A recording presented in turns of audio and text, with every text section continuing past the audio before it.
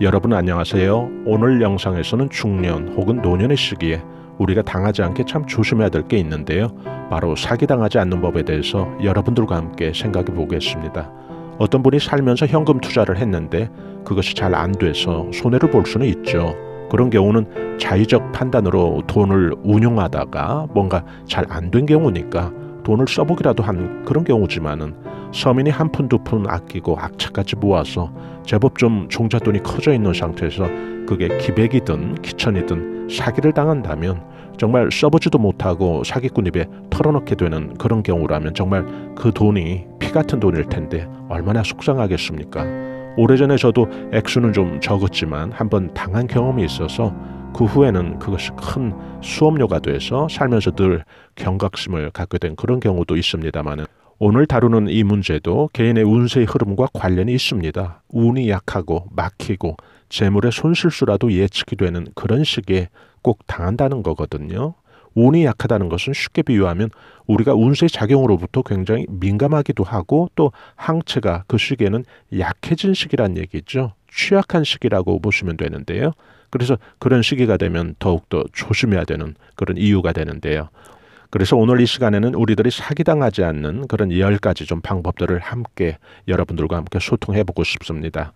첫째, 자신이 뒤돌아봤을 때 아홉수나 삼재 기간에 좀 나쁜 일이 있었다면 또 그런 시기는 반복해서 나쁜 일이 생길 수 있으니 더 조심하자. 이 말씀을 꼭 드리고 싶은데요. 여기에서는 대운 변화에 민감한 시기도 포함해서요. 모든 사람이 다 삼재나 아홉수에 안 좋은 일이 생기는 건 물론 아니죠. 삼재 때 문서 잡는 사람도 아주 많거든요. 그런데 자신이 뒤돌아볼 때 자신은 아홉수나 삼재 기간에 좀 크든 작든 어떤 액땜이나 수업료를 내고 넘어갔다면 그런 분들은 그 시기가 되면 또 비슷한 일이 생길 수가 있으니까 그런 분들 같은 경우는 그런 시기에 더 조심하라는 그런 얘기죠. 둘째, 자신에게 금전운이나 돈의 융통과 흐름 그리고 목돈은 있을 때 더 조심하자. 이 말씀을 꼭 드리고 싶은데요. 쉽게 여러분들이 생각을 하시면 되는 게 사기당한 사람들이 재수 없어서 당하는 사람들이 없어요. 재수, 즉 재물운수가 아주 왕성한 사람들이 당하는 게 사기거든요. 사기를 당한다는 건 사기당하기 직전에 어쨌건 그 수중에 자기 돈이건 아니면 융통한 돈이건 사기당할 목돈을 쥐고 있었다는 이야기잖아요. 그러니까 재물운수나 금전운이 있었던 거죠. 그런데 그 금전운 다음에 구설이나 재물의 손실수가 연이어서 이어지다 보니 그렇게 당하는 거죠. 그래서 이 영상을 들으시는 여러분들께서도 항상 기억해 두시면 좋은 게 내 운이 좋다고 사기당하지 않는 게 아니고 내 운이 좋을 때 그 운 다음에 뭐가 예측이 되는지 막힌 운세가 예측이 되는지 구설로 인한 재물의 손실수가 예측이 되는지 그런 것들을 주의해서 살펴볼 필요가 있으신 거죠.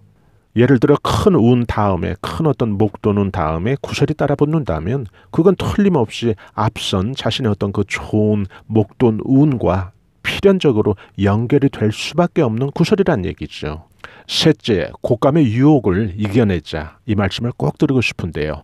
먹을 때는 달콤하고 좋죠. 그런데 세상에 공짜 없다고 하잖아요. 사기꾼들이 교묘히 거미줄을 치듯이 작업을 해오면 평소에 철옹성처럼 자기 관리나 자기 단속을 아주 잘 해오시던 그런 분들도 그 순간에 빗장이 풀려서 사기꾼들에게 허점을 보일 수가 있는데요. 여기에서 바로 이 원칙만 굳게 지키고 실천을 해도 사기를 당하지 않겠죠.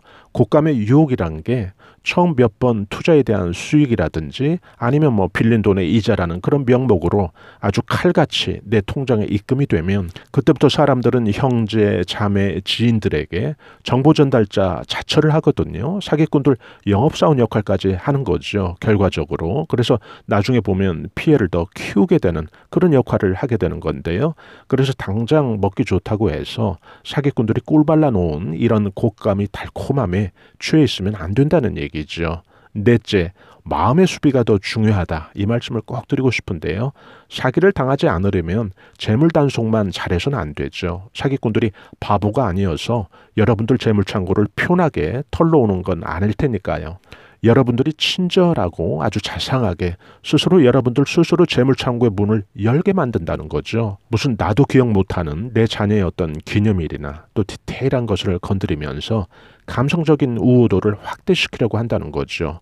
뜬금없이 나도 못 챙긴 내 노부모의 건강을 위해서 뭘 핑계로 준비된 그런 선물인 양 선심공사를 한다든지 자녀나 부모를 연결지어서 감성적으로 접근을 하면 머리로는 조심해야지 하고 있다가도 그 순간에 그 화제가 식구들로 화제가 된다는 것 그 자체가 벌써 사기꾼들 전술이 잘 뿌리내리고 있다는 위험 신호가 될 수가 있거든요. 이런 경우 항상 여러분들도 조심하시고요. 요약하면 살갑게 정서적인 그런 파고듦으로 공략하는 이런 사기꾼 전술을 조심하라는 그런 이야기죠. 다섯째, 광채에 속지 말아라 라는 이 말씀을 꼭 드리고 싶은데요. 없어 보여서는 돈 한 푼 빌릴 수가 없어서 사기꾼들은 배기량 높은 차를 선호하죠. 다른 곳에서 사기친 돈으로 작업 중인 이 사기꾼들은 돈의 가치가 서민들이 일당 10만 원도 안 되는 돈을 벌려고 발버둥 치면서 사는 그런 사람들이 느끼는 돈의 가치와는 다를 건 분명하죠. 그래서 그들은 목표가 정해지면 속빈 강정 같은 그런 상황에서도 기분파처럼 아주 명품으로 자신을 포장하고 선심공사를 아낌없이 퍼붓는데요. 그래서 여러분들은 지금 내 앞에서 작업의 거미줄을 치고 있는 저 사람이 명품으로 번쩍번쩍 내 시야에 분별력을 흐리려고 해도 그런 것이 현혹되면 안 된다는 얘기죠. 여섯째, 돈 냄새를 풍기지 말아라 라는 말씀을 꼭 드리고 싶은데요. 사기꾼들이 미쳤다고 한 푼 없는 사람한테 시간과 돈을 쓰지는 않겠죠. 그래서 그들은 돈 냄새 맡는 그런 기능이 아주 탁월히 발달돼 있겠죠. 여러분들도 그래서 항상 이것 조심해야 되는데요. 여러분들이 가지고 있는 그 돈 냄새를 사기꾼들이 직접 맡는 게 아니고 여러분들이 마트에서 혹은 오래간만에 길에서 혹은 뭐 카페에서 친구와의 그 대화나 꼭 대화가 아니어도 여러분들의 그 행동에서도요. 예를 들어 어떤 분이 자신의 스스로 돈 이야기는 어느 곳에서도 말하지 않았지만 그분이 어느 날 무슨 땅이라도 하나 사보려고 부동산이나 혹은 그런 정보를 위해서 어딘가를 방문했다든지 그렇게 된다면 그날 동선 자체가 자신의 의도와는 별개로 돈 냄새를 풍기게 되는 그런 동선이라는 거죠. 그것이 결국 호시탐탐 촉각을 곤두세우고 있는 사기꾼들에게는 배고픈 하이에나의 후각에 걸린 상처 입은 초식동물의 존재나 마찬가지인 거죠. 그래서 인간관계시에 그래서 항상 이 화제를 돈으로 나누는 그런 화제는 참 조심하셔야 되는데요. 동호회라든지 산행 모임, 휘트니스, 수영장 혹은 길에서 만난 그 이웃들과의 대화에서도 각별히 좀 조심해야 될 그런 필요가 있습니다. 누군가 의도와는 상관없는 그런 정보 전달자가 돼서 사기꾼의 정보 전달에 일조를 할 수 있다는 것, 이것을 항상 유념하셔야 되겠죠. 일곱째, 배우자와 공유하라. 이런 얘기 꼭 드리고 싶은데요. 싱글인 분들은 성인 자녀가 있으시면 성인 자녀와 꼭 공유하라 라는 이 말씀을 드리고 싶어요.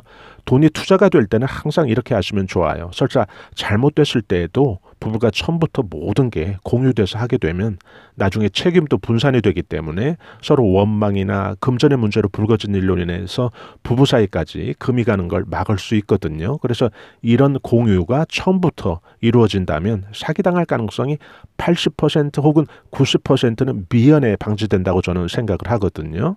보통 사기꾼들의 거미줄에 걸린 사람들은 분별력을 잃어서 냉정한 그런 판단력이 흐려 있어도 가족 모두가 그렇지는 않죠. 그래서 가족 구성원은 냉정하게 분명 판단하고 조언할 테니까요. 그냥 신랑 신경 안 쓰게 돈 좀 불려보려고 했던 그런 선한 마음이 혼자 결정해서 일이 잘못됐을 때 돈도 잃고 또 신랑 볼 면목도 없어서 나중에 마음고생이라는 이중고로 힘들어하는 그런 경우도 주위에서 봤는데요. 이런 것 조심하시고요.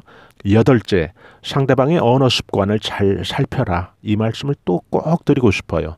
사기꾼들은 장차 벌어질 일들을 거창하게 포장해서 작업을 할 수가 있거든요. 그 말은 지금 당장은 뭐 보여줄 게 없다는 뜻이죠. 이것 한번 여러분들께서 유념해서 생각해 보시고요. 아홉째, 삼진아웃을 적용하자. 이 말씀을 드리고 싶은데요.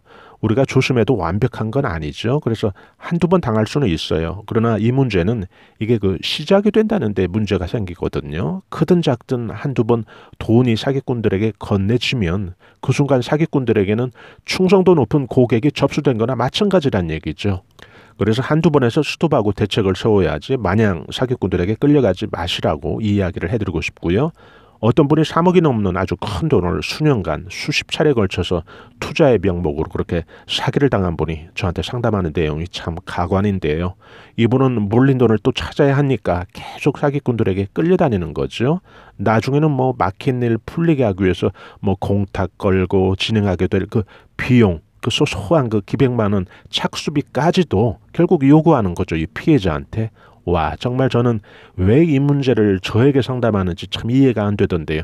빨리 경찰서 가서 고소사건으로 빨리 절차 밟아야 되는 그런 사건이잖아요. 끝으로 10번째입니다. 상대방의 운세도 대강은 좀 파악하자. 이 이야기를 좀 꼭 해드리고 싶은데요. 사기꾼이라는 게 전문 사기꾼도 있지만은 또 우리들이 평소에 지인으로 알고 지낸 그런 사람도 운때가 막히고 하면 결국 사기꾼으로 내몰리는 그런 경우도 있거든요. 그래서 저 사람이 지금 운세가 고약하게 막혀서 돈고생 무죄한다는 걸 여러분들이 아시게 된다면 그런 인간관계는 돈거래를 아주 조심하라는 이야기죠. 예를 들어 막역한 그런 사이였다면 그 집에 아이들이 있으면 예를 들어 간식이라도 사주면 되는 거지 돈거래로 물꼬를 트이는 그런 시작이 되면 안 된다는 얘기죠. 오늘 영상 내용 뭐 간단히 뭐 새로운 건 없습니다. 다들 여러분들도 아시는 내용이지만은 우리가 한번 또 이런 주제를 다루는 것 그 자체가 스스로 우리들 스스로 한 번 더 경각심을 세우는 그런 계기가 되지 않을까 해서 오늘 이 주제로 한번 잡아봤는데요.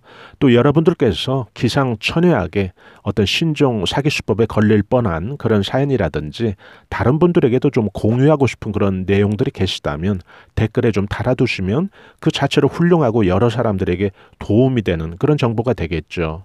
그렇게 된다면 이런 유튜브의 장이 우리 생활에 도움이 되는 그런 실속 있는 정보의 장이 되는 거니까요. 좋은 거죠. 또 그런 정보들이 모인다면 우리가 중년에서 노년으로 가는 인생 소풍길에 멋진 길잡이 역할을 할 수 있는 거니까요. 좋은 거죠. 사기당하지 않고 또 고민 없이 보내는 그런 인생을 위해서 여러분들도 항상 조심하시면서 신중한 그런 운세 대응 잘 하시기 바랍니다. 저희 감성수초와 TV에서는 중년들의 자기개발과 감성 충전을 위한 다양한 정보들을 올려드리고 있죠.